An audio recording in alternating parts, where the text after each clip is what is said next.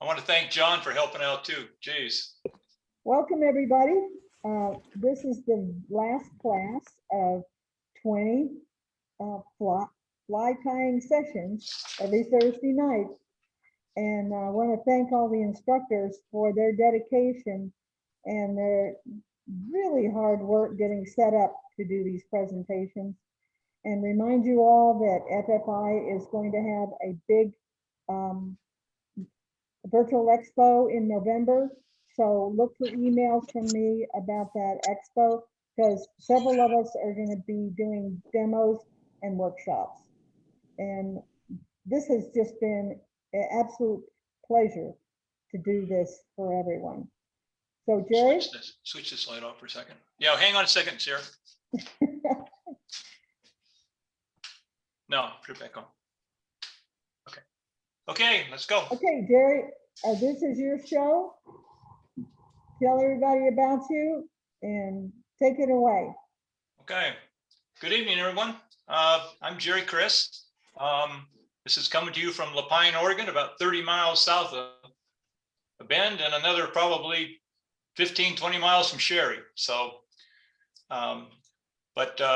we've been working hard on this and trying to get this set up. And what we're going to do tonight is we're going to do a Soft-Hackle dry. Soft-Hackle is something I've been into for God, almost 15 years now, and it's kind of like I've been following the evolution. Part of the evolution is coming out of the UK was pretty huge, and I'm just going to show you a cover of this magazine, and I will tell you this is the May version. This is what it is, and I can tell you I don't take any other magazines at all now. This one blows everybody out of the water, absolutely. And not its content, its explanation of flies, explanation of history, explanation of some, let's say, a new variant of a popular fly of some kind, and almost inevitably they always tell you how to fish it. And this particular one is just chock full of that kind of information. It's just a magazine to look at. One of the things that's very interesting, a good article this time, which I haven't seen one this in depth, is using organza, which is basically a ribbon. I don't know if anybody's ever fiddled with it, but it's a tremendous magazine, and it's one that I tied contests with for years. The first contests were started in November, and you ended up, it would be 4 rounds or 5 rounds, and they would basically give you a fly to tie, and you had to tie 3 of them perfectly. The best I ever did was second, but I only missed it by 3 points, and that was for 3 letters, USA. It's the only reason I lost that. And then another book, another thing I want to promote a little bit. I don't know how many of you know Andrew Marshall, great, excellent Atlantic salmon tyer. He's put out a book on the history. It's his first, the first half of it, and it's part 1, and it goes back almost to medieval, farther back than anybody else has ever really studied. It's really an incredible book. So I can give you some information on how to get a hold of him and see if he's had any copies for anybody. It's the history of the evolution of the trout fly, and in the bibliography alone was crazy. So anyway, so that's that. Like I said, my interest in soft hackles has been pretty in depth. I've played with them. We will tonight play with how to size it, and how to make big hackles of it smaller to go on 16s. We can try 18s, but we'll probably do a 16 anyway. And then you have to ask sometimes. I know people ask me all the time, well, why do they work? And I've always believed that they work because I don't know what to call it. I haven't seen anybody call it. It's either the cloaking or the veiling of the hackle over the body. And I can tell you that it makes a difference whether you strip all the hackles off of one side compared to winding a full hackle. Just that veiling alone does stuff. Let's see. I can show you here. Get my water going. Those of you know I always tie with water because I don't lick my materials. Please don't do that anymore. It is not good for you. Let's see, a fly dropped. I had it. Okay. So, Do you need some water? no, I'm good. All right. So,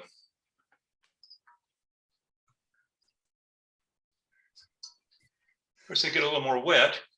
All right, let's go to the camera now. Fly camera so we can see this.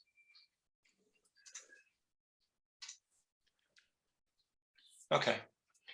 So if you look at this, and I'm going to get it real wet again. But see how it veils the body. I mean, it looks like a bug that is really struggling. At times, I think when it opens up more like this, it can be like the wings or the legs are going crazy trying to do something. I think it's just they imitate so many versions of an emerger or the nymph trying to do something that's what they're about. And originally they were not swung. We somewhere in they started to swing them, and this is one with just half the hackle. Now you can see that laid down and a bunch of it went underneath. And that is my feeling, is they can represent almost any part of a hatch. And what happened to me is I have the Fall River, a spring creek here. It's 20 minutes from the house. If I put my waders on, I can be in the water. And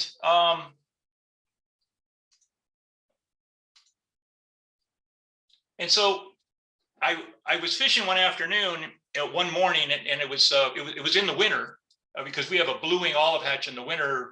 You get 22 degrees, 25, 38, 28 or something like that. You get between 30 and 25, and you can get a pretty crazy hatch. It used to be. I haven't been for 2 years. It's been so crowded every time I've gone. It's hard for me to go down them. And I was fishing one afternoon with basically an emerger pattern, one that I have for East Lake. It's like a clinking hammer. I don't know if anybody's ever seen a clinking hammer, but it's something like that. And I was doing fine. I was catching some fish, and I fished a regular blue wing olive parachute. That was working fine. And then the hatch was kind of going off. And so I had this little Soft-Hackle that had with little brown body made out of stretchy floss, the Danville stretch floss brown. And it had a little copper rib on it. And I had a little pink ice dove, and I had a dun hackle. I can show you what that kind of looks like. Something like this on there, a little lighter. And I'll show these materials here in a bit. And here's a lighter one. And it was something like that on there. And a fish just came right up where the fish was coming up, and a fish hadn't come up for maybe 20 minutes or so. That thing came up and just smacked it. So I fished for another hour. So when I got home, I tied a couple lows, and then I said, you know what, I think I'm going to put a tail on that sucker. So I put a tail on that thing. I fished that thing for about 40 minutes before the hatch. I mean, I fished almost 3 hours with 2 flies. And it was absolutely nonsense how they were hitting that thing. And I fished it like you would a dry fly. I have never really gotten into swinging Soft-Hackles. Now, they do work, and you use the lesson ring lift, anybody who has studied it or that. And what that basically is you're letting the fly go by you. And where that came from was actually somewhere like the Fall River, where you have a long stretch. It's thin water, but there's a long stretch, and you have maybe an overhanging edge, a little bit of a trough, we have volcanic shelf, and then it drops off, the volcanic shelf, it's 18 to 2 feet. Then it drops down to maybe 4 feet of water. So you throw it right on that little flat, and you could feed the line out like this. And then at the end, you have your rod up a little bit. And as you get there, you lower your rod and you let that line swing out. And then the lesson ring lift is you just lift the rod. You don't pull it back. You lift the rod right at the end of the swing. Right at the end of the swing, you lift the rod. And what that does is it pulls the fly up like it's trying to emerge. And that's kind of like where the swinging came from. I like to fish them just like I would a dry fly, just about like that. I learned that whatever piece of water I'm on, I even do it out in the boat sometimes, is I will take a little bit of mud from the bank and put it right on my hip, just below my wader belt, right on the backside here. And what I'll do is once in a while, I'll put a little mud on my tippet, but no closer than 1.5 inches to the fly. That's one of the secrets that I found, because that mud will actually stiffen up the tippet a little bit. And we're fishing 6X, 5X, sometimes 7, but about 2 inches, 3 inches from the fly. You don't put the mud any closer than that. And what happens is that mud will sink a little bit, and that fly will dip, and the fly will still kind of float and do this with the mud trying to pull it down. It's really kind of interesting. So you're basically fishing just a little below the surface. That the mud's bringing it down, and that fly is sitting here like this, and it's still able to wiggle in that tippet. And I fish a loop knot most of the time. I think it's Lefty Craig's loop knot. And so I find that really works well. And you can still see the flashes. You can still, it's like dry fly fishing. It really is, because they hit it pretty good. And I had one instance where I hooked a brown trout, and this brown trout actually came back, went over the top of him, got about 3 feet behind him, and I saw him turn in the water and go back and just slam it. I caught that fish 3 times in 10 days. And the reason I know is right here, that little bone that's right here in the jaw, that was torn open because somebody had a barb on the hook, and you could see that the jaw was just torn. And it was the same fish. It was really a pretty cool experience. But that's kind of where I'm at. And where the Soft-Hackle dry comes from is I wanted it to float more. I started fishing the water. I call it the upper Deschutes, which is, I call that between Lava and Crane Prairie. It's almost like a Spring Creek type of water. And what I found is I could get more drifts if I stuck a little dry fly hackle in the thorax of that Soft-Hackle. And once I did that, I was able to keep that fly on top a little more. I used Frog's Fanny or dry floatings to float these. And so that's kind of where that came from. I use the Soft-Hackle dry, and how I've explained it to people. If you have your favorite dry fly, tail to body, from there build what I'm going to show you and fish it with and it's not necessarily partridge. I try to match that wing color in my hackle of the bugs that I'm fishing. So like Calabatus, it's a little more lighted, maybe a molted look in the hackle. It's not all partridge. And I'm going to show you some hackles now that I use for that, and then we'll get in and we'll dry we'll tie the Soft-Hackle dry. Okay. I'm going to switch cameras here, and we're going to look at some of these capes that I have.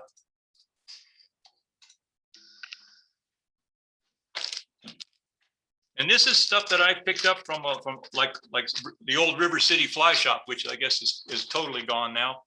So here's a dun, kind of a medium. Here's kind of a lighter one.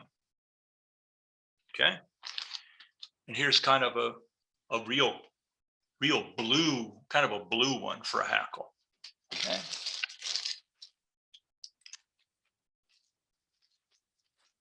Here's something that was given to me a while back.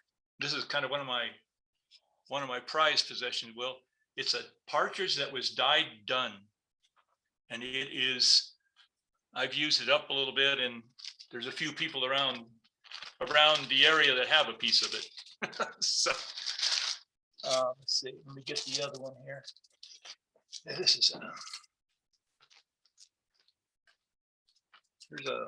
there's another color here that I've used in caddis soft hackles that I do.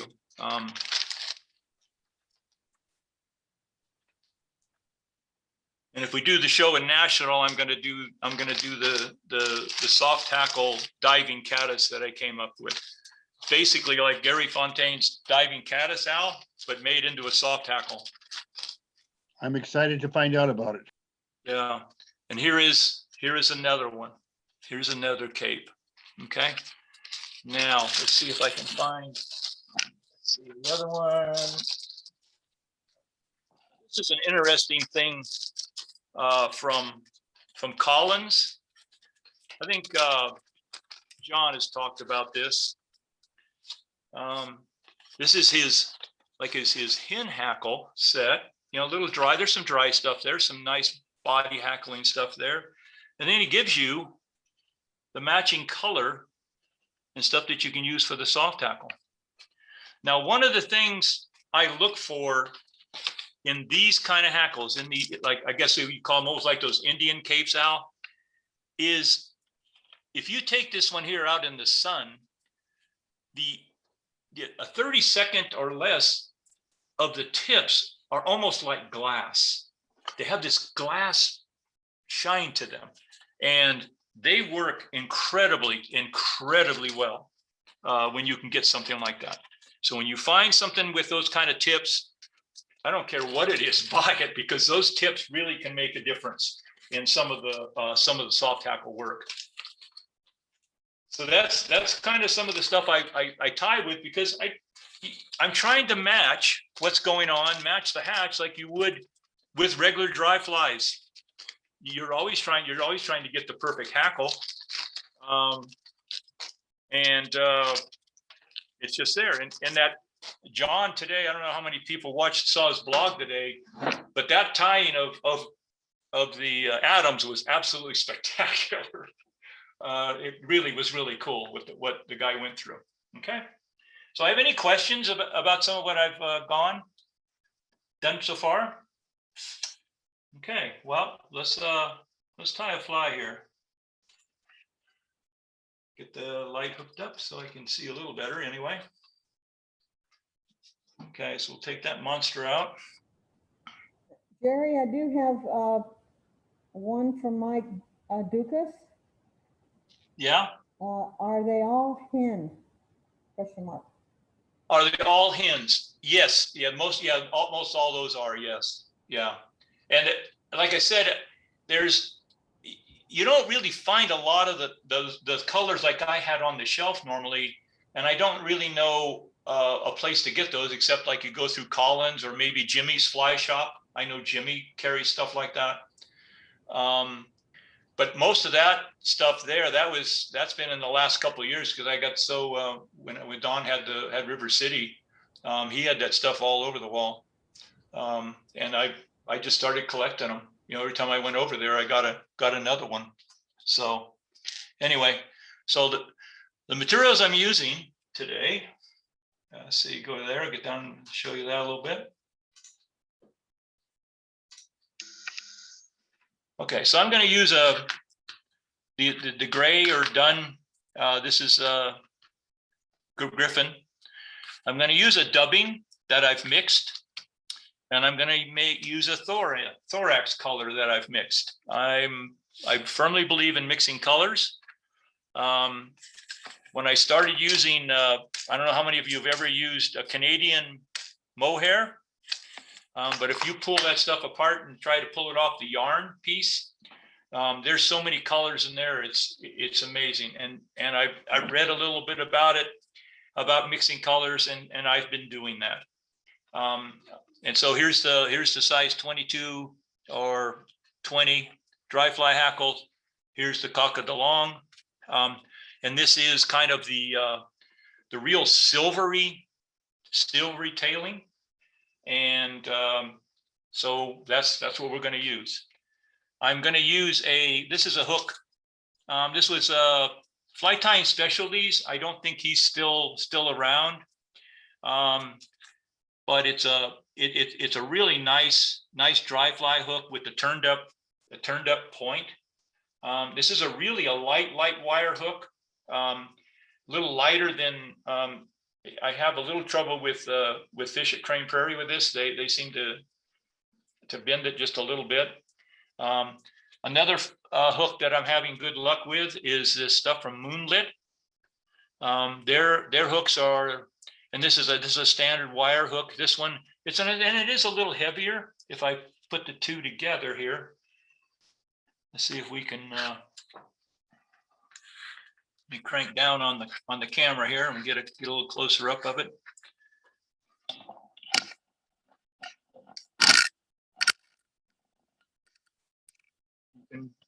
You can kind of see there is a lighter weight in it. You can see this one here is a little heavier. Okay, but it still is a pretty good dry fly hook for that. And then I use of course, the Umpqua, the 102Y. I like that. And I like the S10s from Gamakatsu. I like their hook. It's very thin. It doesn't bend out even in the little bigger sizes. And that's the one thing I find with the larger hooks of real light wire is they can bend out on you a little bit, depending on, if you're up into 4 or 5 pound fish. So, but in rivers, we're not into that too much. Okay. Let's switch this back. Okay, so there's our hook. All right, so we're gonna get our thread started. I'm gonna start somewhere behind the eye. Let that thread just slide down the thread. We want a base. So if you slide the thread right down the base, you get a pretty good base without any gap. Get me just about to there, and we're good. I'm gonna take when this, because this stuff's gonna go with me on a river trip. So I usually put 4 tails in when I do that. I'm after 2 all the time. So however it splits it, and we're going to split this, but we're going to split it different. We're not going to put that little ball. That little ball of fur on the back is a pet peeve of mine. I have a few, and you're going to learn them tonight. That's one of them. Why you would put a big butt on your nice little pretty dry body just amazes me. But we do it. We do it all the time. But I'm going to show you a very simple way where it happens, but it doesn't happen. Okay, so now we need my ribbing, which is going to be light Cahill. And when I started doing this, putting the rib in. Jerry, we have a question. Yeah. From Jack Mueller. What's the tail material? Oh, the tail is coq de long. Okay, I'm sorry. you. Yeah, it's a coq de long tail, and it's kind of the I can't remember the precise name of it, but it's more of the silvery one, not the brown one.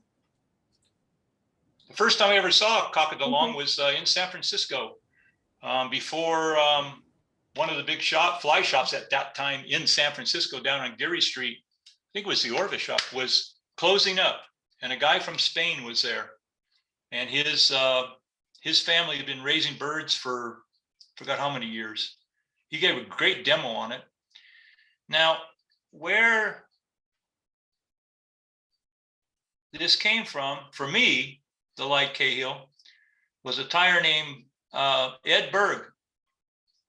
I hope he's still alive. Ed was a really cool tire.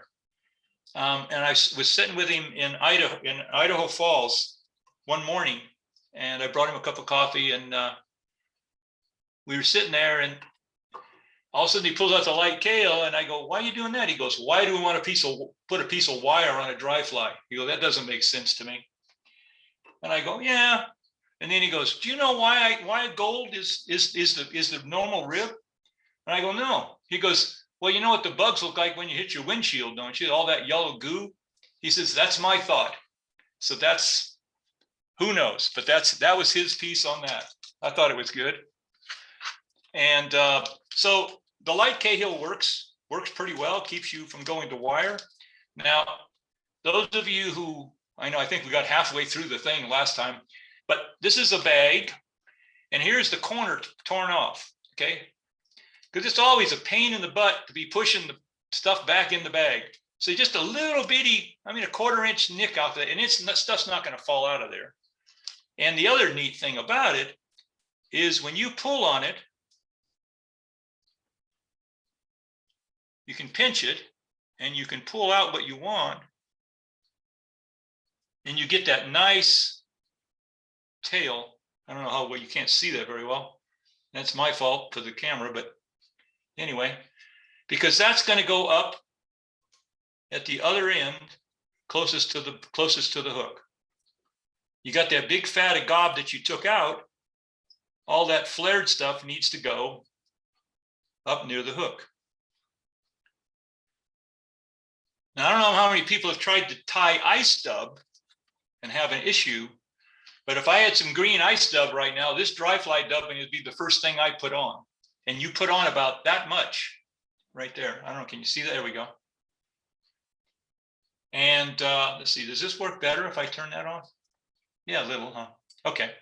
So my thing about spreading those things, I haven't done anything to that tail at all yet. I haven't touched it except tie it in. So I'm going to add a little more dubbing to this. Again, when it flares out, you use that little thin stuff up closest to the hook.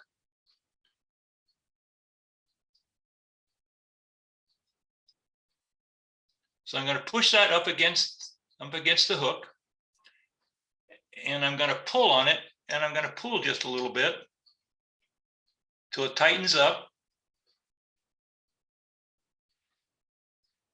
And I'm going to take a wrap. And then as I come around, I'm going to lift the tails. I'm going to slide my dubbing under the tail.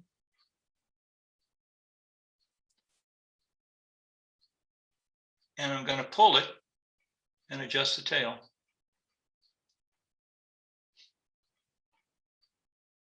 And then I'm going to wind my body. Oop. Yeah, it's going to be nice to get the camera farther away, Sherry. I'm used to tying short, so this is a little, there we go. Okay. So there's a little bit of the body. So Get that excess. that method just basically makes the little ball of dubbing split the tails by itself. Without tying the big ball on it, yeah.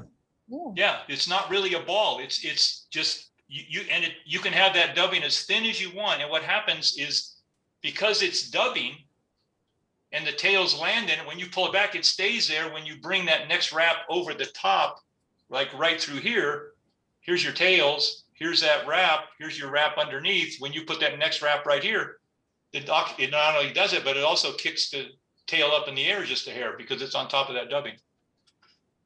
Okay, so now we're to there. Now we'll use the furnace hackle on this one. And what I do is I buy the 100 pack or whatever it is of the size 20 and 22 hackle.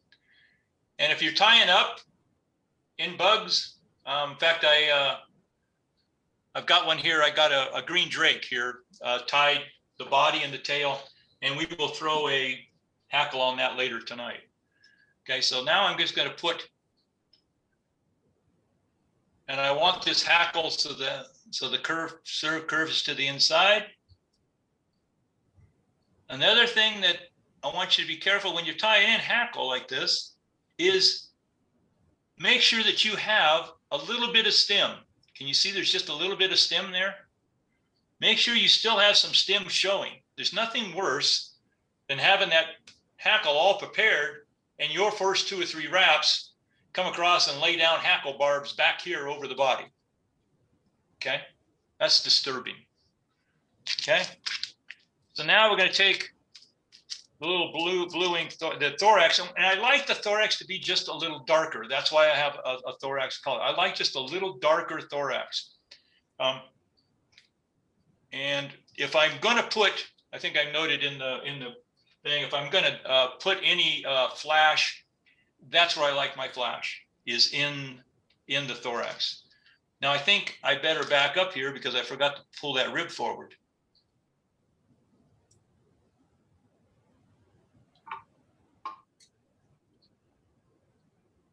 Got it wrapped around my vise here somehow. There we go. There we go. Okay. So we're going to twist it up a little bit.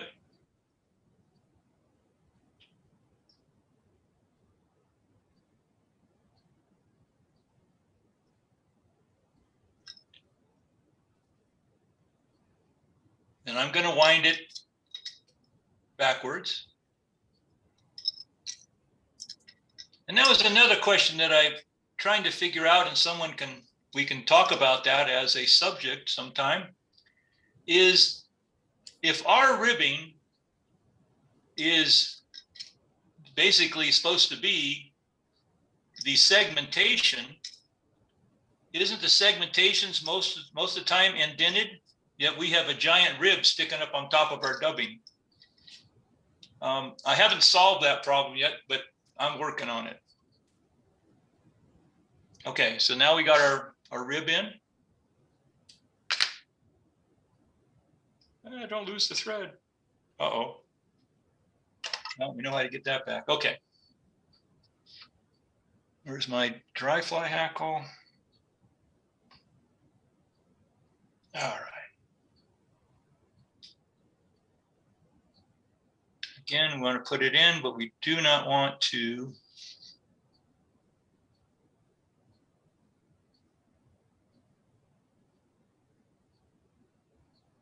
as you can see, I'm having a hell of a time seeing here.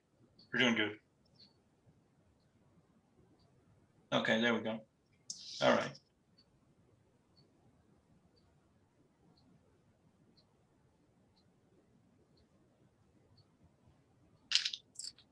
We'll take a little dubbing for the thorax.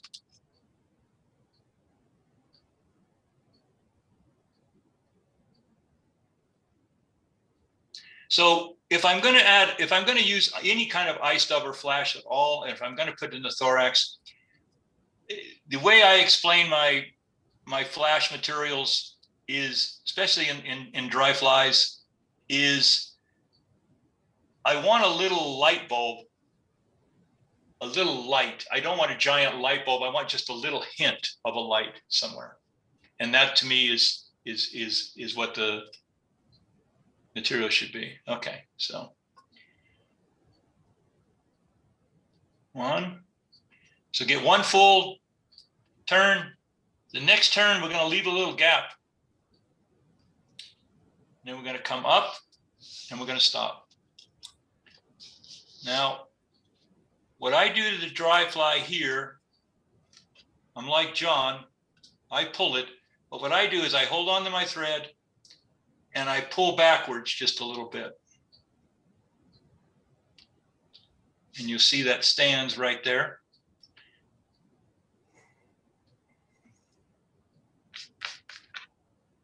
And under a really good magnifying glass, I watched this go on. And what happens is when you're turning the hackle like this, you're turning your hackle, and all of a sudden you're gonna put that thread come over. This is the hackle coming forward. I'm gonna put that thread right through this last hackle. When you put your thread there, if you don't pull on this either out or back, what happens? You can't help but to lay down 2 or 3 hackles like that in your dry fly, in a standard dry fly look. So when you pull back on that stem, what happens is this actually shreds a little bit right here. And what you're doing is that thread actually locks onto the laying down these hackles and allows these to stay perpendicular to the shaft. Okay, any questions on that? Have anybody played with that? Now, Excellent. I can tell you when you're doing that or playing with it, at times, if you get a brand new cape, and I do this way, if I get a brand new cape, doesn't matter, most time it's dry fly hackle, is I test and see how do they break easy. Do they break under this technique? So I know when I'm winding, when I don't break and just lose a whole thing and have to start over. I take a hackle or two and let's see what this thing does. Let's see whether it twists when I wind it. When I wind it straight over, does it start to twist on me? Things like that, okay? So now I'm gonna pull this back just to have a look. And I do have still a piece out there. So we're gonna get rid of it now. I'm not gonna get rid of it later. If I can see it, there it is. Okay. So now we're just going to take a partridge, in fact, a piece of that done one, and I'm going to prep it. I'm going to pull the fluff back, and get myself at least 3/8 to a 1/2 inch. And then I cut that off and I put that in my, there's a little after shaft feather there. I put that in my garbage box. And so when I need a little piece of something like that to make a shuck or something, I have it in my box. I have a shoe box, about plastic Rubbermaid shoe box that just garbage goes in. The first time I ever saw Jack Dennis, he was tying at a show in San Rafael they used to have every year. And someone asked him, hey, can you tie an encased caddis? And he had a basket down below him. He reached in that basket, just rolled some stuff up like that, and he tied an encased caddis. It was probably one of the coolest things I ever saw. Anyway, so now I'm going to take my tweezers, and let's see, I think this will work. I'm going to grab right up here, as close as I can to the tip. You know, my fingers are too fat now to do this, but if I use the tweezers, I got to get them a little wet here, dry off. I don't know where you guys are at today, but it's warm here. So then now I have this little tie-in point, okay? Now, for those of you who signed on, how many people we got out there? We got a few more people now, so. 32. You're good, okay. So now I'm gonna tie in with that little bit. Now that might be the only tip you see me throw away, as I was discussing it with Sherry earlier. And the reason I don't let go is because there's a fiber here that's broke loose on me and I want to make sure I still have it.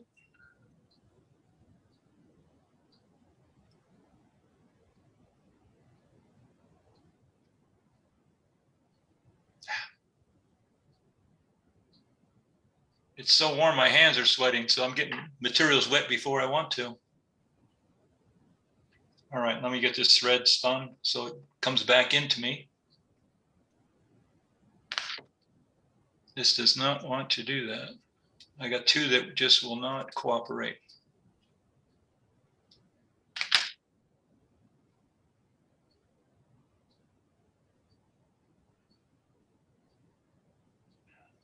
I got some of the dry fly hackle, but it'll be all right. No.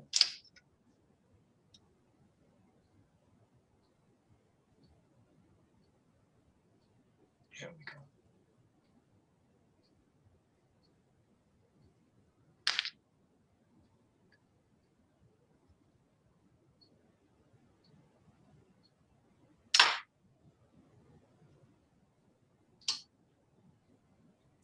Cinch that up. Now, another thing I like to do is, I don't know, those, again, I guess we'll go through some of this, is these are my hackle pliers for doing soft hackles. I like to use the lightest plier I have because as I'm winding, sometimes just like you come around the back side and the hackle plier drops just a little bit. If you don't have tension, it'll break. That'll break right there. And I find if I use a lighter one, I don't have that happen as often. And I think in my first demo I did way back when, I have shoe goo built on one pad right here. and the other one is blank, and that gives me a cushion to draw the hackle stems into and helps hold them. Every one of my hackle pliers has done that. You just take a little bit of shoe goo, pop the hackle up like that, pop the plier up like that on the table or something, or have a clothespin to hold it so it doesn't tip over some of the rounded ones. And just put the shoe goo in there and let it dry for at least a couple of days. Please, a couple of days, or you'll glue the tips together. Oh, not good. Well, that came right out. That feather did not want to work. So let's back this off and see what is the problem here.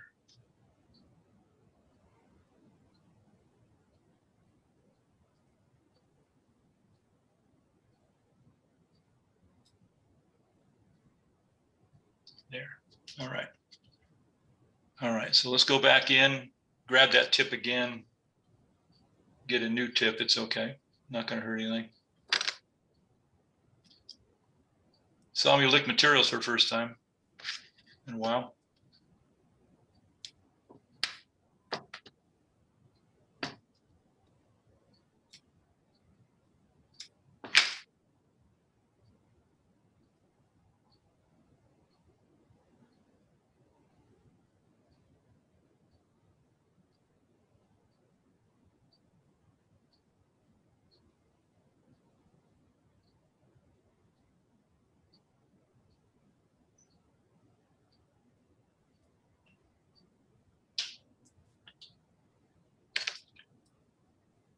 This isn't that difficult, but like I said, the lighting, my lighting here is pretty crazy, so I'm having a real difficult time seeing this.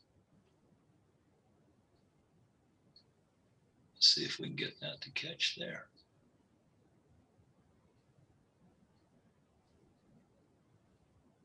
There we go.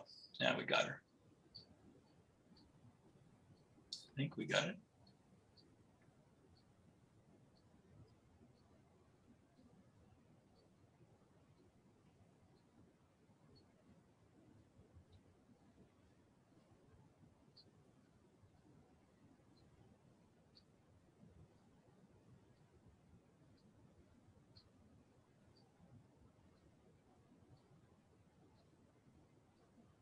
Here we go.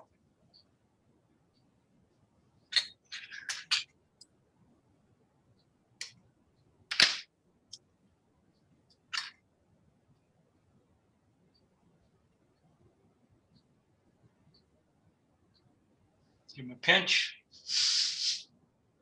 And then when I come over, I'm going to take that right into the dry fly hackle. Right into the gap that I had, because I had a gap when I wound the dry fly hackle. Pull this back. Bring it back out. Dance it a little bit. Bring it back out. Hold it, drop the thread over.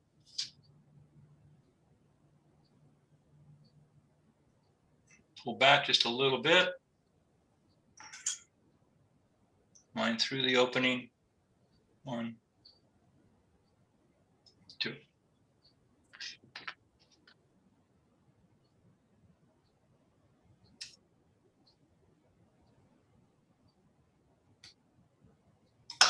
Ah, okay.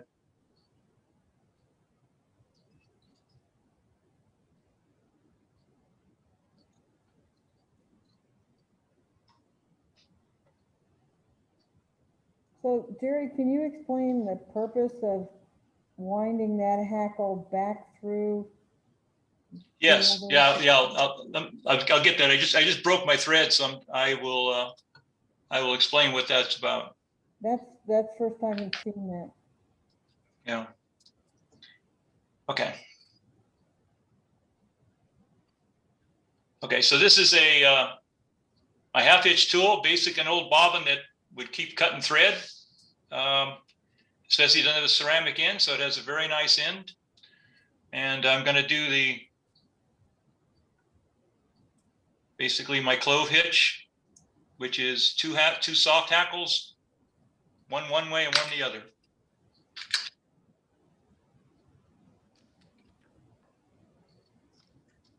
By the way, this is where my lacquer sits. Okay. The last time I tried to do some out of this can was at the show at the Sportsman show in Redmond when they had it. And that bottle went everywhere. It's not cool. So this is I use a artist varnish. It's a varnish that seals oil paintings. And one of the tricks about varnishing anything is if you come up to your fly like this, come up to your hook, and you come up from the downside, when you put your tip there, you don't get the rush of lacquer coming off, or your head cement won't come off. If you come down like this, the minute it hits that thread, the capillary action, it just sucks it in as much as you can. If you come this way, you can control that little drip real well and put just as much as you want. Okay. So the reason for the hackle, for the wind and soft hackle through there, was to make that. I wanted that soft hackle. So here's the dry fly hackle. I wanted that hackle to stand up a little bit or more above it. So rather than have all the winds of the soft hackle against 2 or 3 wraps, I found it worked better if I took one up in between the 2 dry fly hackle wraps, take up that soft hackle through here. That's one bends across this one. This one bends across this one and can't bend down the other one because the other wrap in the front is still standing it up, and I get a better bubble. Oh, I get a better bubble in the water. Okay. So that's what she looks like. Now, where's my little tool?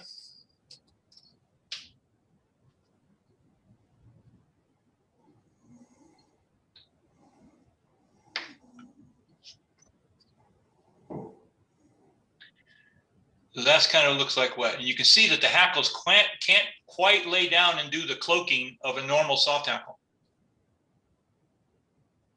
Okay. wow. And it was for a little rougher water. I could get 3 or 4 more floats out of the fly each time. And that was where that came from. Okay. So that's the soft hackle dry. And you can see the tails are doing pretty good. Anyway, that's the soft hackle dry. And like I said, just if you've got some partridge and you've got a dry fly that you like, make the tail and body and the rib, and then start how I did that, and just see, let it happen. Now, let's see where I'm at on my list here. Okay. Any questions on that at all? Okay. All right. Let's play with shrinking hackles a little bit. And I'm going to put a little heavier hook in here in case so I can really pull hard if I want. Okay. Real interesting in that UK magazine, I forgot to mention that they also have a real nice article on how to split thread. Al was asking me about that. And it's a pretty good article on how to split thread. So we're going to put this, we're just going to put some, make a simple, let's do this because that's a big hook. I have a 16 here.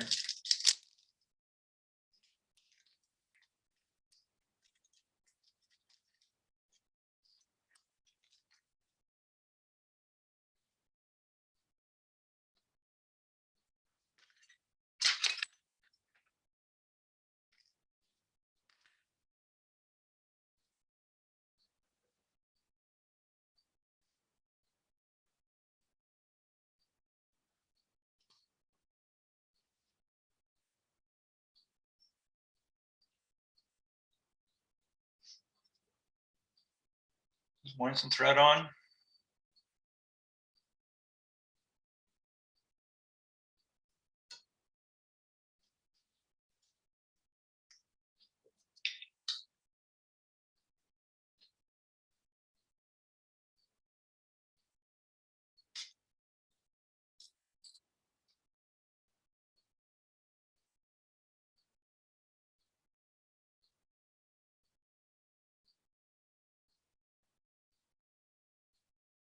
forward a little bit. All right. So this is a bobbin that that I wanted built. That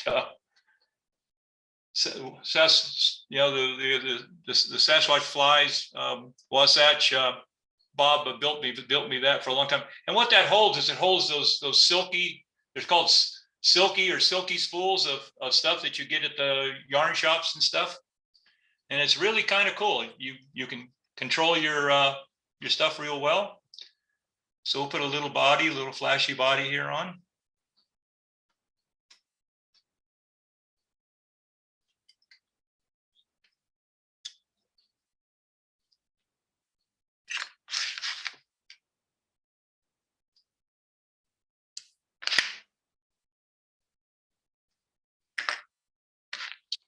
Sarah, will you grab me a peacock feather?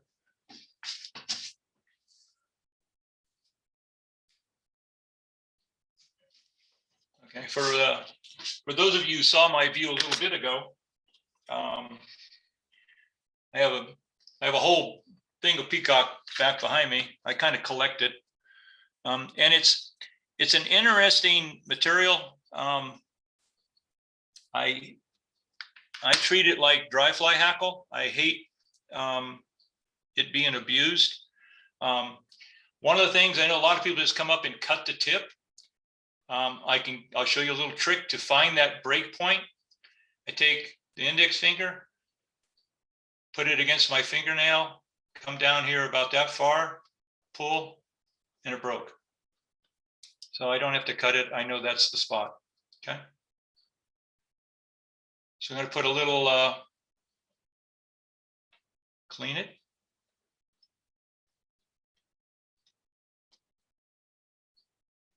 Just the hair.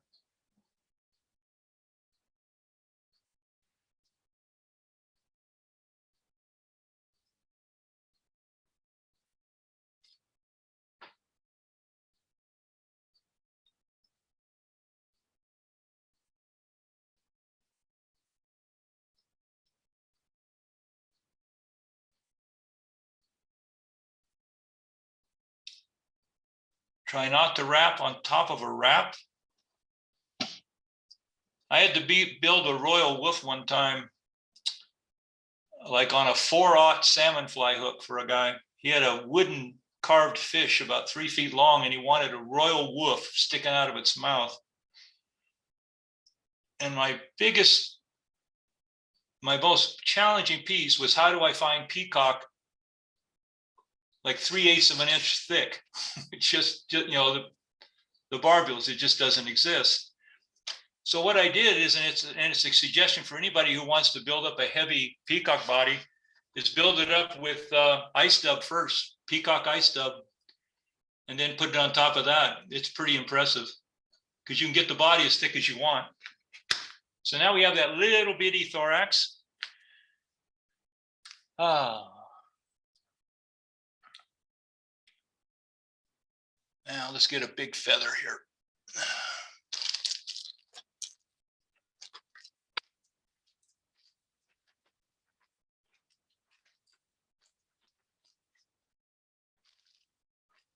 Okay, so we're going to use this thing.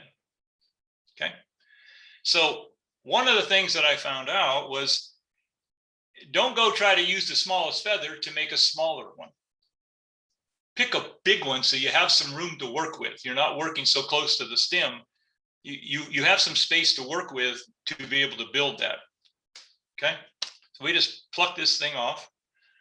Now, one of my pet peeves is when I'm dealing something like this, and I know I'm not going to use the tip of this, and I don't want to waste this feather, is I will cut the tip out and put it in a box.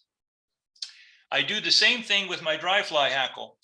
When I use that, like that piece I just used, this one, I won't ever get any closer than 1.5 inches or so to the tip.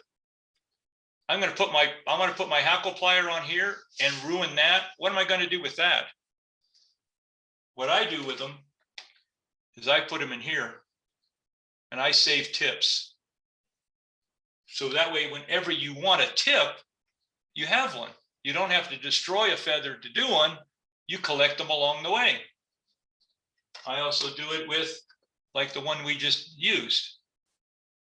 That kind of tips. Okay, just a little hint. And then this is my real dark dun ones, which I really kind of collect because I use those and we'll use those tonight in one of the flies. Okay, so now this method I'm going to do is basically it's getting my hands dry here. Is we're going to take, smooth some stuff out to the side here.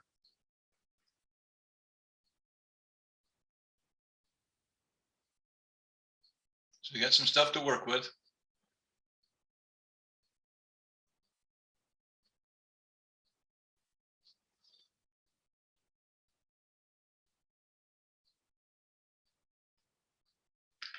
And so I get it, so I have a patch of it.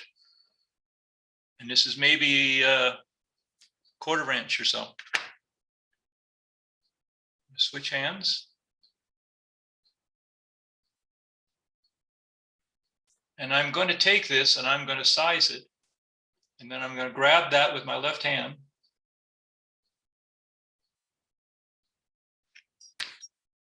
This might be a real challenge. And then I'm going to cut it to length.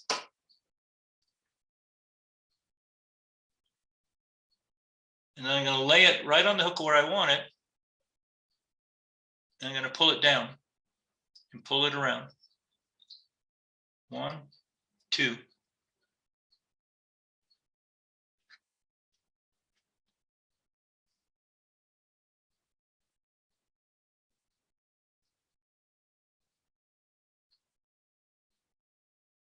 Take another patch of it.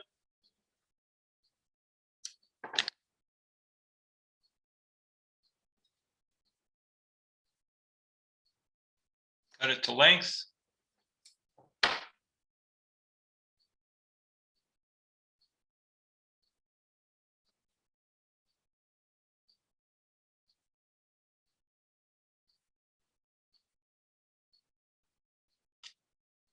Now I'm going to take those and spread them around a little bit with my thumbnail.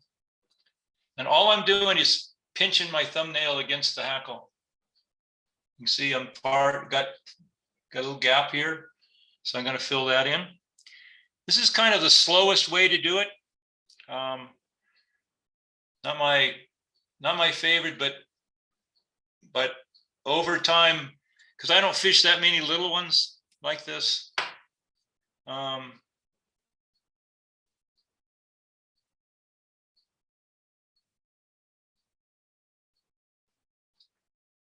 Let's see, we're pretty much okay. So we're gonna, and the reason I cut it to length is because if you try to put in those long pieces and they come way out the front, by the time you cut it, you have this giant long head, and this head is already long enough. Now, the one thing I don't like about this method particularly is they lay down so much, but you still get the cloaking or the veiling of the bug, and I'll show you that.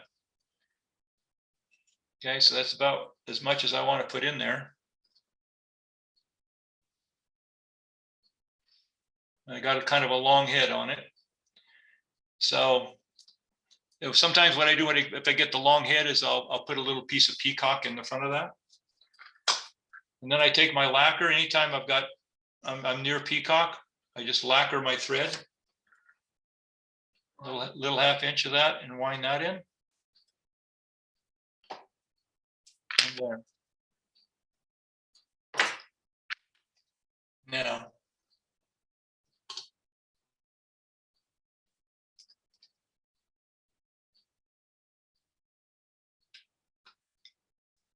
okay, so there it is. Okay, so we get it wet. Oh, we get it wet. The tank took it. A fish took it. I can't believe it.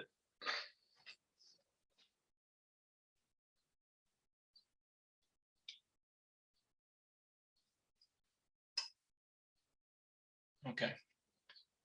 So there it is, wet. And so the veiling is just back to basically the end of just the start of the bend on this one. So you can see the little veiling in the bubble and the peacock, the way it looks. So again, it's a bug that looks like it's hatching. Okay. Now let's see. All right, where's that body I built? Okay. All right. So now another method that I saw a while back. I've tried Craig Matthews. If Blue Ribbon has one, you can go online, you can see that. I like that, but it has some issues that I'm not really excited about. Again, I like the hackle to kind of show up more, and the bubble becomes a little more natural. The way I saw this one, let's see, we'll take, I need a bigger piece here. Oh, here we go. So again, we're going to prep the feather a little bit.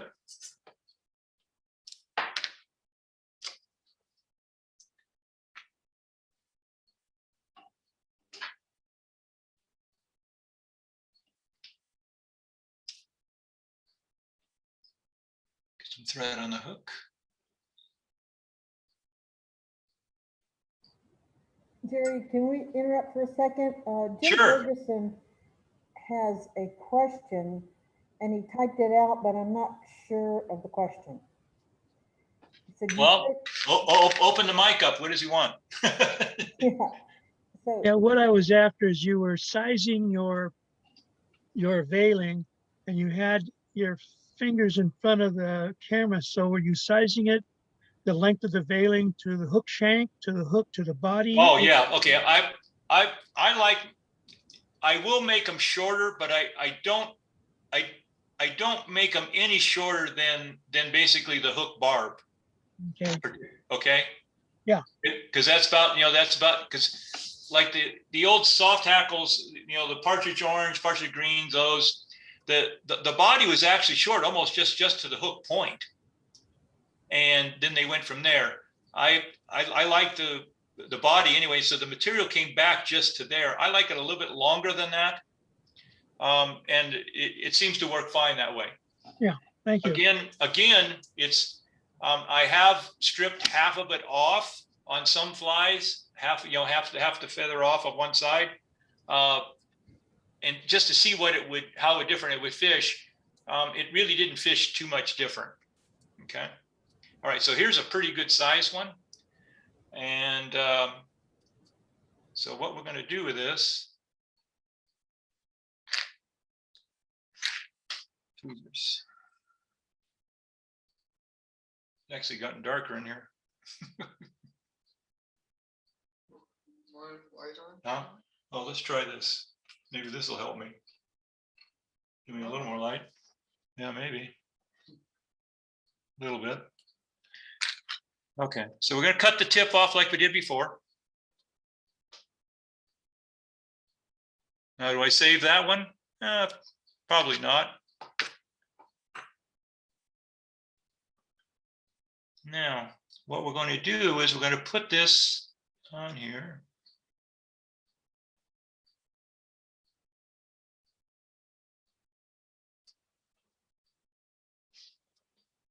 I'm going to tie this back. Let's see what we're going to do here.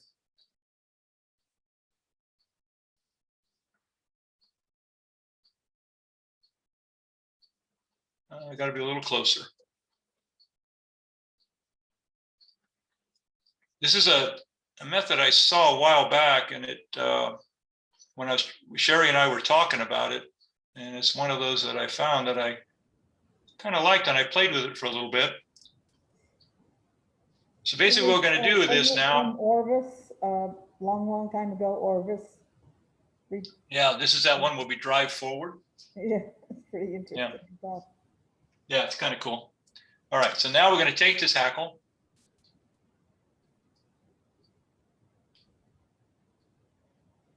And we're going to wind it forward. 1, 2, 3. And I'm gonna leave it about there. I'm gonna bring my thread up. And I found this helped a little bit.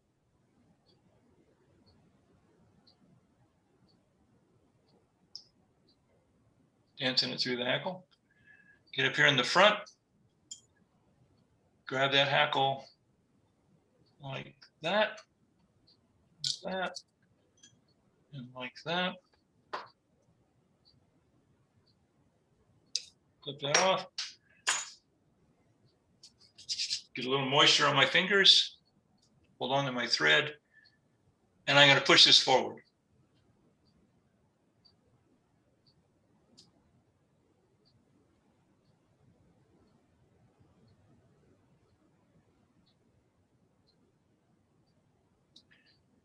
And what I'm going to do is I'm going to hold it and I'm going to tie it down.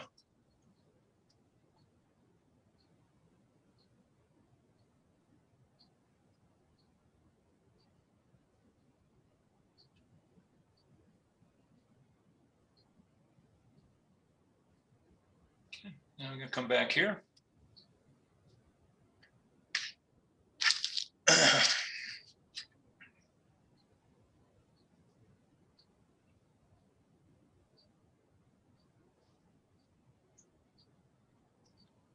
Take and put a little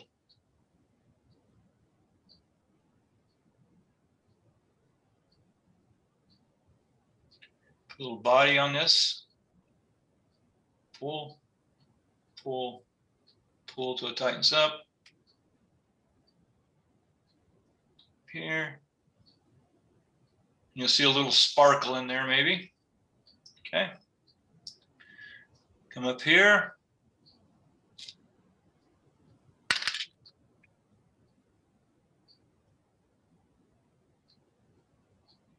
Take my half hitch tool.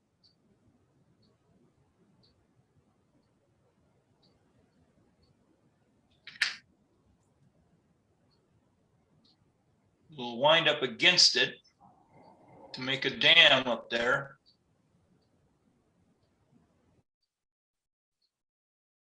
Come forward a little bit and come back again. Kind of building ahead and causing a dam. I'm trying not to lay that down too much. And then what I found I could do, push them all forward a little bit more again, was I could wind through it.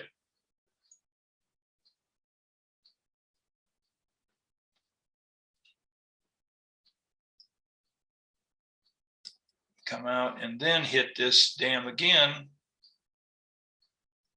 And now they pretty much lay down. Or at least they have the nice thing, a nice kind of little better shape. There we go. Okay.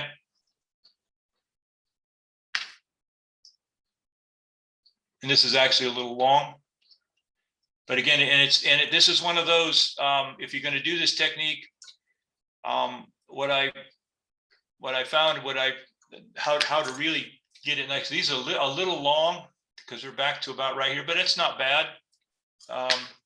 It certainly wouldn't affect its fishing much. Is I would pick the same size hackle out. It's almost like making a humpy, well, the old humpy where you pulled the deer hair over, and then if you were going to stand the deer up, you had to have the right length and that whole mess. And so that you once you got set up to do it, 1 or 2 to do this, and then you could have that. Okay. So that's how you would do that. That's the 2 methods that I like. The Greg Matthews works okay, except when you cut off the material out front. He basically makes a V of material, like we're going to put a throat in on the bottom. He takes that and he takes his thumb and he winds that all the way around. Okay. All right. So let's do the immerser, so we can get to some of the other stuff here. All right, any questions? Okay.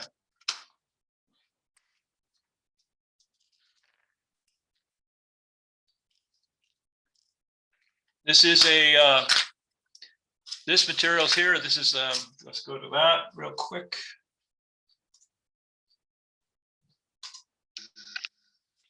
Okay, so we're gonna use this Filmic, the fulling mill hooks. I like those. I ordered them from England long time ago before we even started getting them here in the country. Incredibly sharp hooks. And when I've been using them way back in 2005 when I tried out for the U.S. fly fishing team. So doing check nips and things. Not my favorite thing anymore. So.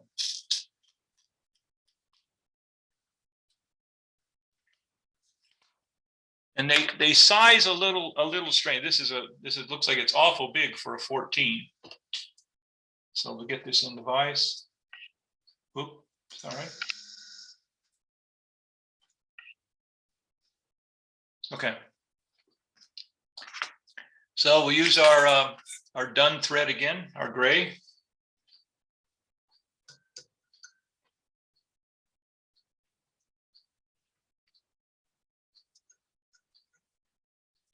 In fact, let me try some because I would really like to be able to see what I'm doing. The gray is really, there we go. I'm gonna use the black for this just because it's going to be a little easier for me to see this this come together. So I'm going to put a layer of thread. And this is Vivas. I like Vivas and I like the sheer. I'm not a fan of the ultra thread. I just don't. It's too slick for me. So I'm going to put a cocked long tail. Again, this is going to be cocked long. It's going to be a. Now this happens to be a muskrat dubbing, a dun one that I like, and some quill wing. Some quills, and we'll talk about. And the reason I picked these is because they're really these are pretty well matched. If you're buying quill wings into a store and you got a bag of them or something like this, try to make sure that you got you have some pairs in there because pairs work really well. Okay. So we're going to use a cocked long again as the tail.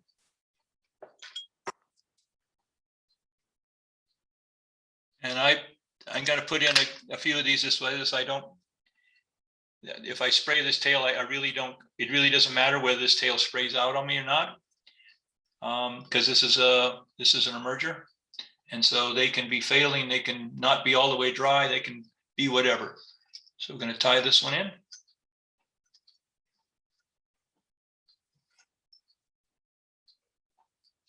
Let that hang. I'm going to get a little piece of copper wire. Yeah. Where's the other one? Okay, this is my copper wire. I think I've explained this one before. If you haven't, this came out of an engraving tool. Al can tell the story of he used to get his copper wire out of the old telephones that had the bell ringer, and he used to get it out of that magnet. And he had quite a lot of it for a while, I guess. Okay, so we're going to wind that in. Going to lay everything down here. Get everything to lay down. Stop it. Trim it before we get there. Flatten the thread out. Come down. Come back.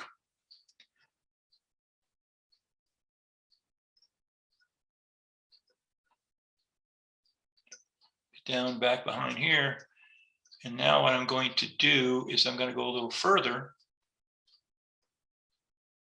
down the hook on that wrap coming back so that I can take, I built all these wraps up this way.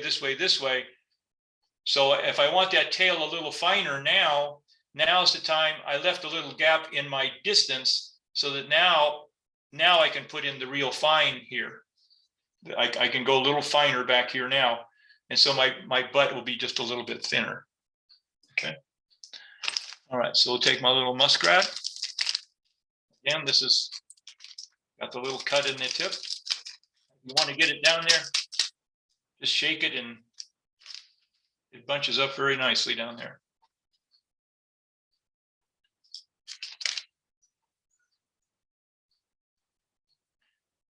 You can use a dry fly dubbing if you want. I think I put that in the description. I think I did that, right? Yeah, you can use a dry fly dubbing. This one I'm going to build a muskrat because I'm going to fish this one in the lake, and so I'm going to want it to go down kind of on its own without having the river take it down.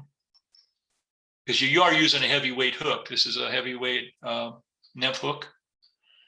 So I'm going to come around with a wrap, and that's very, very thin wrap right there. And then I'm going to pick those tails up. I'm going to try to pick them up without picking up the copper wire. Let's see if we can do that.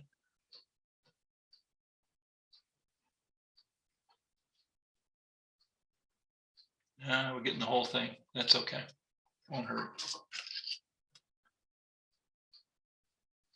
Stretch it, stretch the material back out again.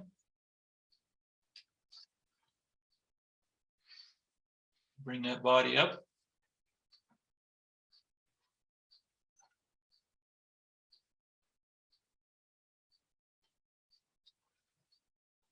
I got to put a little more material on.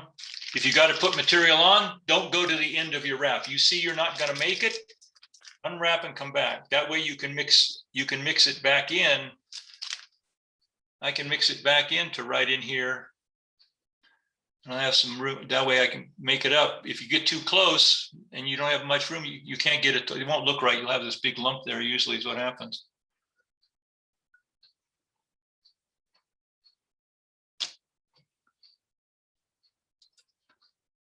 Okay, let's see how I did that. Make sure I did what I thought I did. Yeah, okay.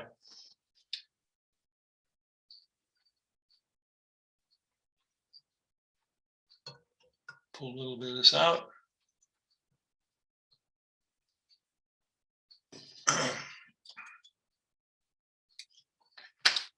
Now we put the copper in, and I'm going to wrap this with the windings, but I'm going to take one wrap right around the tails.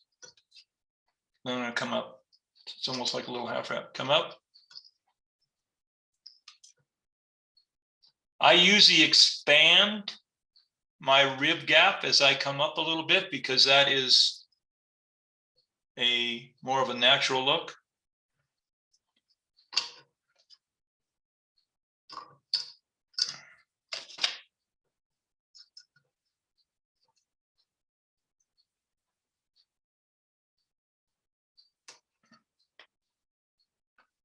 Okay, so we have that in.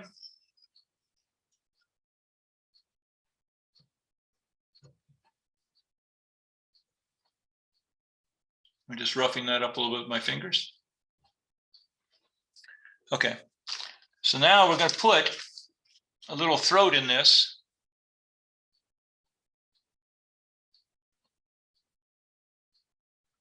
Peel back a partridge. Cut off the garbage. Now this is one of those instances where I will come back into the fly a bit, rather back into the hackle, because I will save that. I have some things I want to do with some tips. So I'm going to collect this tip out of the partridge. I will save that tip because it's big enough to do what I want it to do. Okay. So now I'm left with this. Let's see, can we see that? There we go. And I'm going to take, I don't know, 4 or 5, something like that.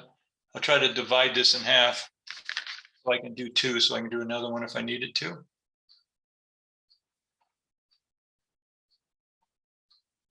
So we're basically going to put a V in this material, and I'm going to tie it in under the hook. And it has a natural curve down, and I am going to take that and I am going to tie it in that way. I'm going to straddle my hook, straddle my thread rather. And I'm going to come up very, very slowly. Put a soft, real soft wrap and another one. And then I'm going to pull on that until they just come inside the hook. I'm going to take another wrap. Jerry, Now I'm going to take my bodkin. Yes, what part does that represent? That, this is going to be like the legs. okay, thank you. Okay. And by the way, I have a question for everybody. Why don't we have legs on spinners? Why don't we do this right here on spinners? Just asking. It's a good question. It's a real good question. Oh, come on, guys, unmute yourself if you want to answer the question. That's pretty good. Now, you might ask me, have I fished one? And of course I have. Okay, so now I take a wrap back under because I want to pull them down a little bit. I want them to.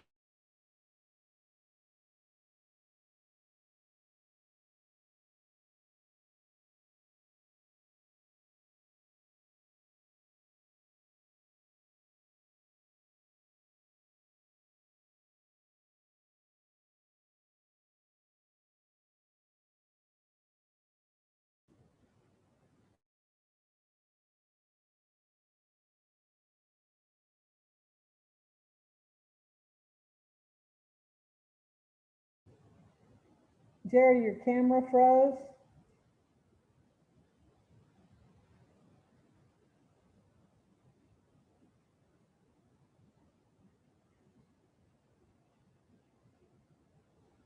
I can't tell what's going on. Al, can you tell? His camera is frozen.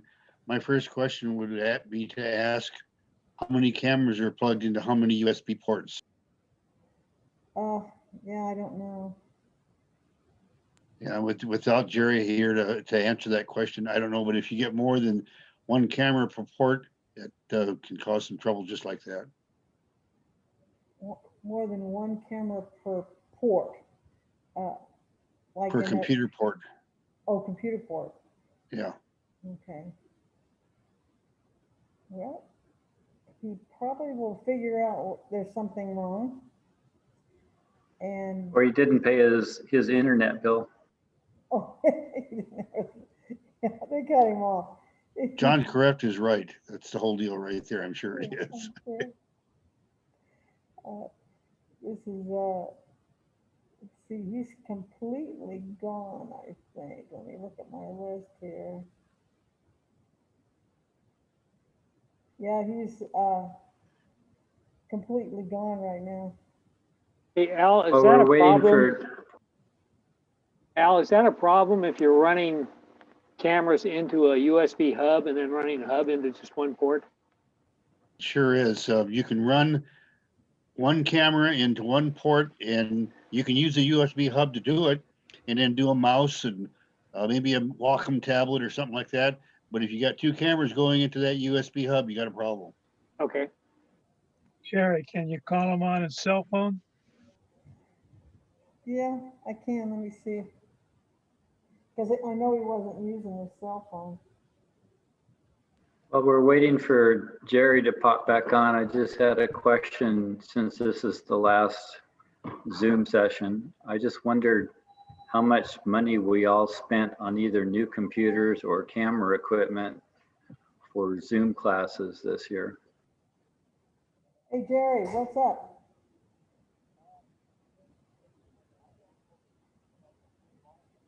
Yeah, To just answer your you. question, Your camera froze and then you disappeared. So log off.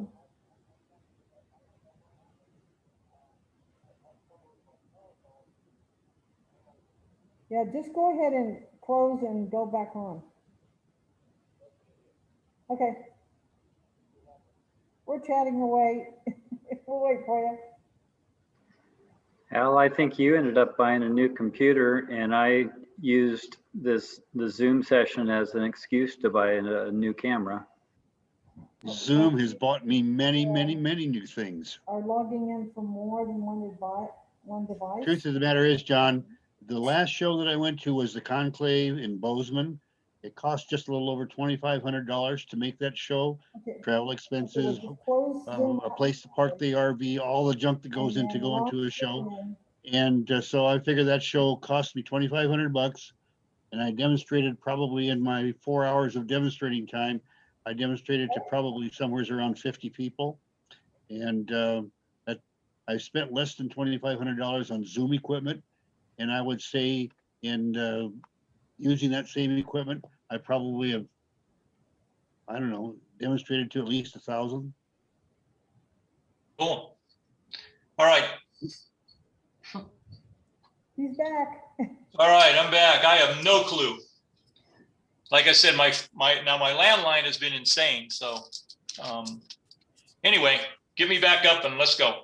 You're back on. I can't see in the big screen. Oh, I have to do that, don't I? Yeah, let me, Oh. Speaker view.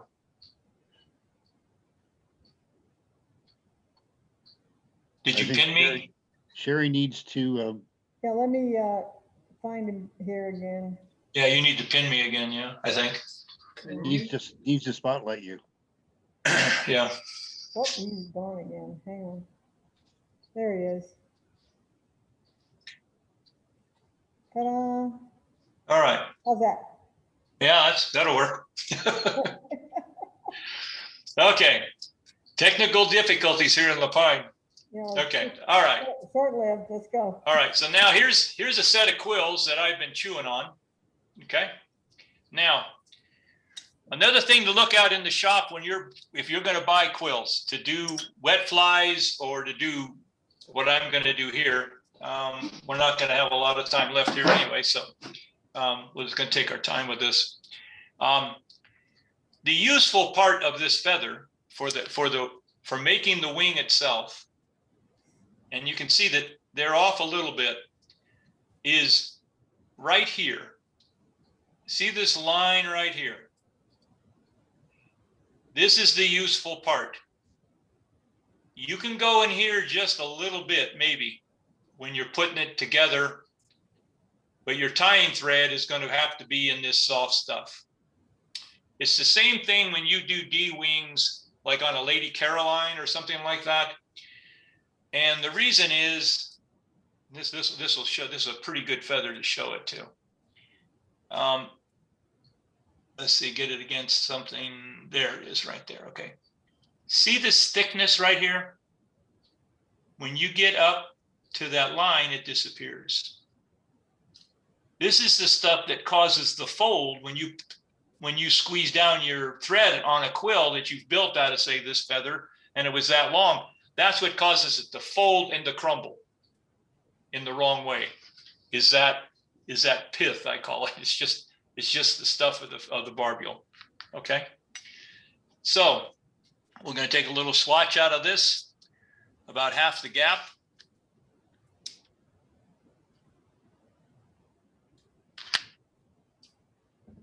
Okay, I'm just gonna come in here. That's too much. One of the people that I suggest you watch tie quill wing, if you ever get the chance, is Steve Fernandez. He ties the most beautiful quill wing I've ever seen. Just absolutely flawless. But he has a little different technique.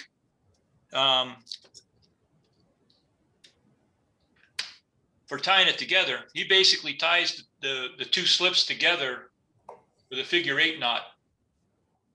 And the reason, he says, is he can make the lightest quill wing dry fly there is that way, because when he attaches it, he just slides it down to where the knot is and it ties on straight up and down. It's really beautiful to watch. Like he was on we were watching an interesting show the other night. Well, he was on a blog the other night with some interesting discussions, like what is fly fishing? And with Charles Jardine, that actually writes for that UK magazine, and another gentleman, and a few other people. And they were discussing what is fly fishing. Do you have to have a fly rod? I don't know. Anyway, so here's my 2 slips. One is just a little bit bigger, and we will fix that. So what I do is I put them in my fingers, and I go, okay, what has to come out of one? What has to come out of the other? Take your bobbin, go in.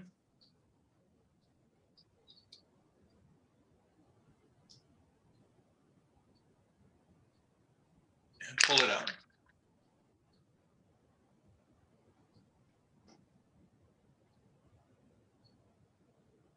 Okay.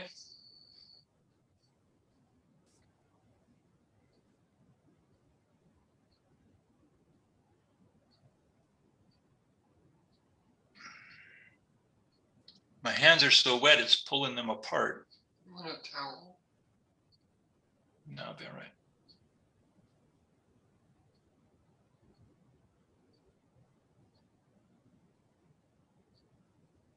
It's like marrying wings on a salmon fly. Putting it back together. There we go. Okay. So there's 2 ways you can build this. I like to put them back to back or face to face so that they're doing that. So the curves go out, not in. They don't cup over it. I like them to go out. Okay. So now I'm going to get my hands dry. I'm going to get the proper fingers in the way here because we know that's important. I'm going to get my thread flat. And I want it curling into me. See the thread starting to, it curls into me. I want that.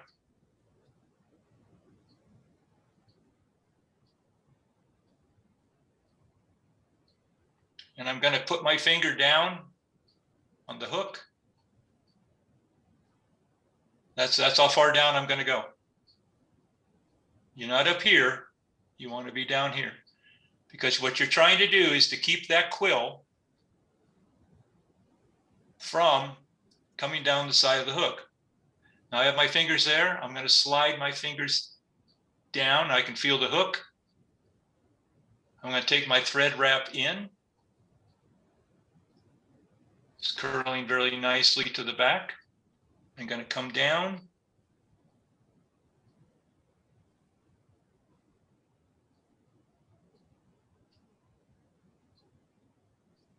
Get behind the hook eye. I'm going to squeeze and pull, and squeeze and pull. And I'm going to take this thread down again, pull it back in. Whoop.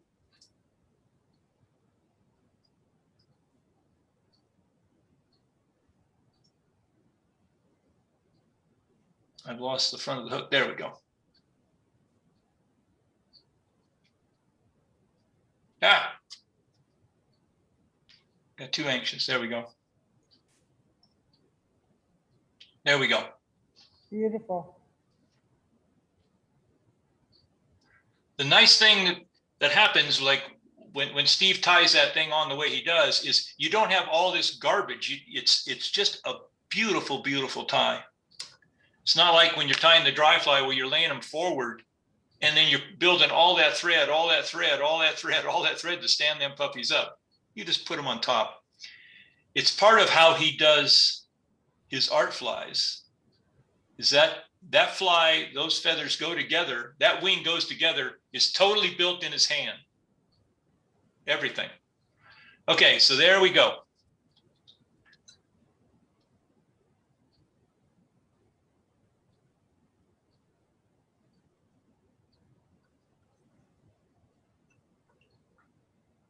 Start my loop up front.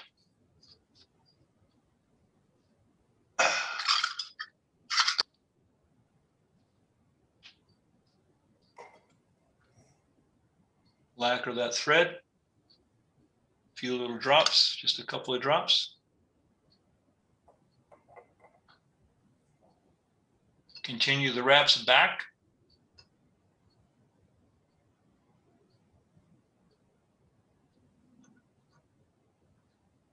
In fact, I learned to do this really well because one of the first deductions in any contest fly is any kind of head cement on your feathers or whatever's there in the front. That's the first deduction you get. Okay, so there is the emerger. Talk about Okay. fishing it, please. This is cool. So I fish it. I fish it with long leaders. This works really, really good on lakes. This thing is an absolute killer for calabatus. Wow. Yeah, I fish it on long leader. Sometimes I'll put what I mean by long leader is the tapered leader is anywhere from 10 to 12 feet. Make them up myself. And then I put a tippet ring, and then off the tippet ring comes, I can put a fluorocarbon if I want to.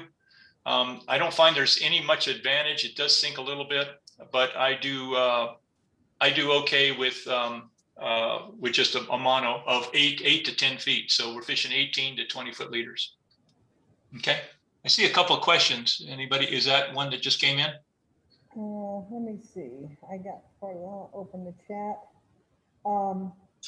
They're saying thank you, gotta go, and thank you. It was wonderful. All these different things. Okay. Yeah, great show. Okay. Great job, Jerry. Well, All right. I think we really got an awful lot out of this session, and Okay. Well, we won't get into the Hackle Master. How's that?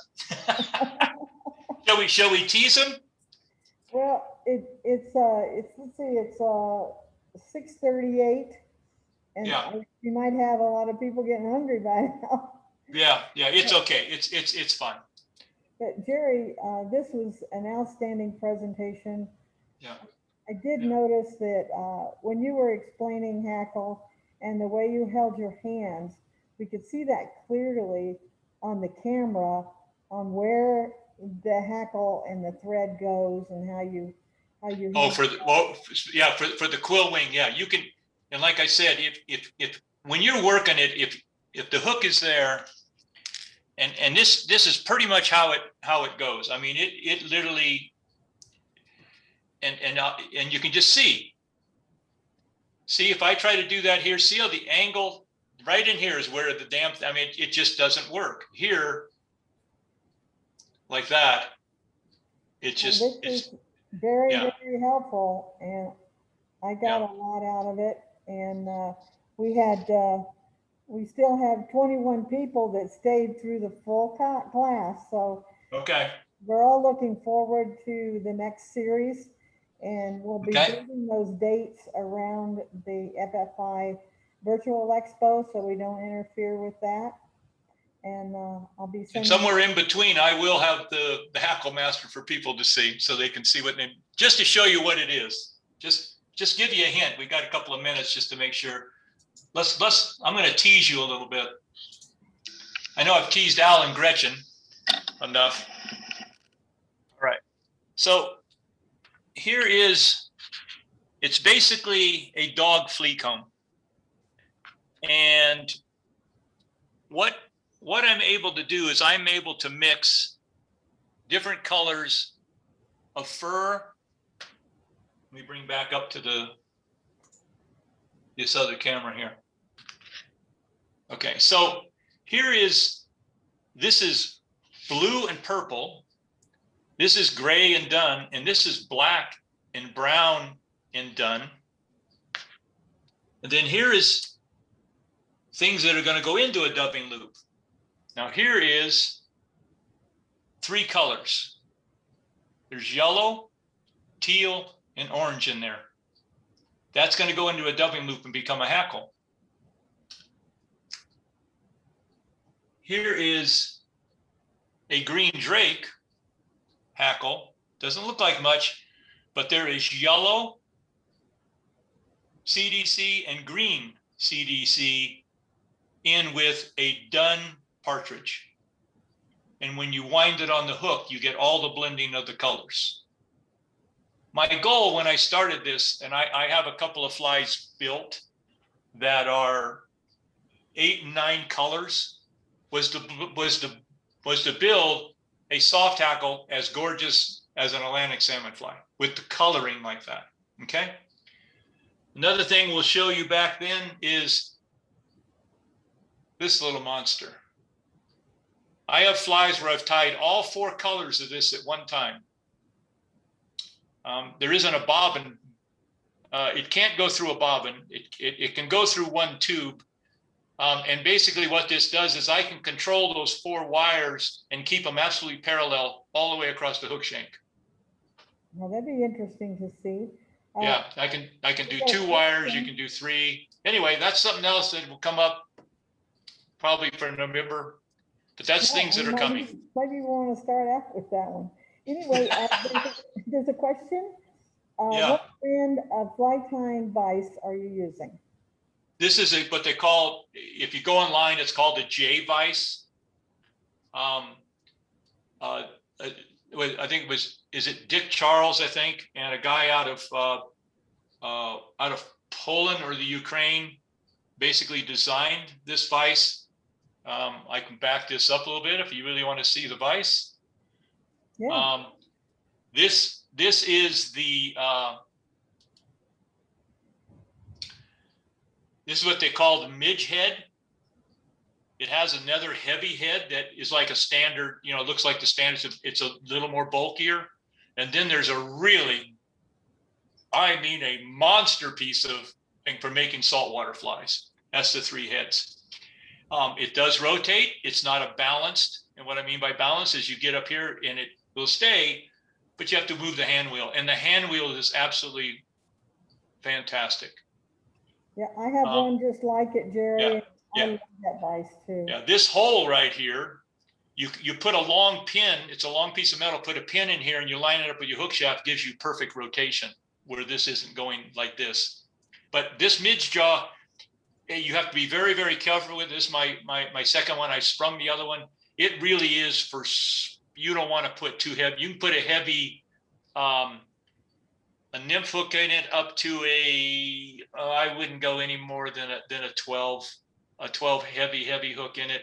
It's really made for making small flies, and it really does make, I mean, I can put a 20 in there and you can get a 20 scud hook and I can get around the back of the bend. So where do you get the different heads for that? You can get it through them. If you just put in J vise, you should be able to get the, because Wasatch I don't think is alive. I think the guy that had Fair Flies or what, Jeff, whatever his name was. Yeah, he's still there. Anyway, he took over the tools and I don't know whether he kept this stuff up at all. But I found the J vices. You can find that online. Okay, great. Thank you. Yeah, it's got a nice spring that holds the stuff. This little screwy job up here is to hold a parachute tube, the old parachute device where you hang your thread up. It's by the way, that's where the hackle stacker really came from, was a parachute. Flexi-Floss was actually pulled in there, and they used Flexi-Floss for the first hair stackers, the real hair stackers. Yeah, I think Semper Fly bought out Wasatch. Yeah. Well, Jeff did from Flair, but I think it's Fair Flies, whatever it is.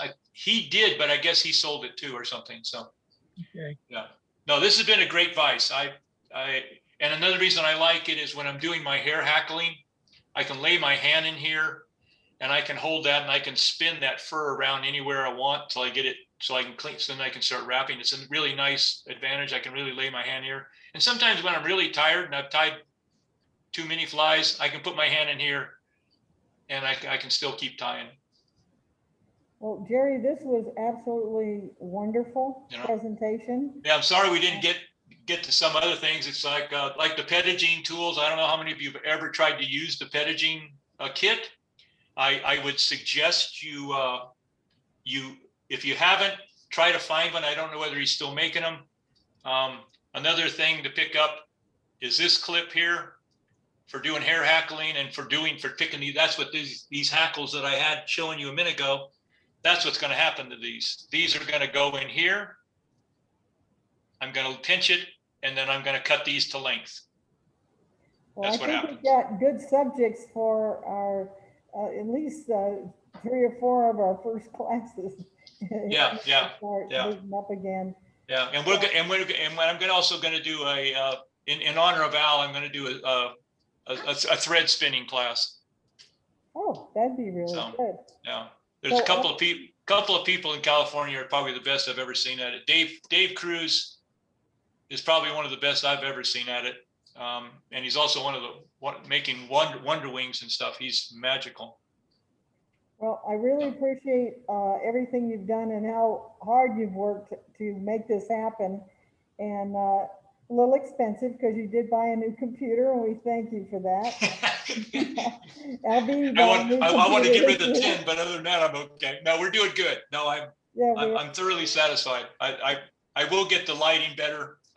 We'll have it figured out by the time we do some big stuff. So if anybody's got suggestions of what you'd like to see or a presenter that you would like us to recruit, please send me an email. Anytime, I'll make sure I grab up all that information and get back to you. And so thank you all so much for a wonderful 20 classes. Congratulations, we made it. and be good to Peacock, for crying out loud. Okay. And by the way, the best place to get it is craft shops, because you can size it. This little bundle over here, I have stuff over there that's almost probably 3/16 to almost 5/16 long. It's just gorgeous stuff. So Well, we're anyway, gonna go shopping. have fun, everybody. Have a good summer and be safe on the water. You too, Jared. Thank you so much. Yeah, thank you. Thank And I'll be talking to you a little you. more, Al. Bye. All right. Thank you. Bye.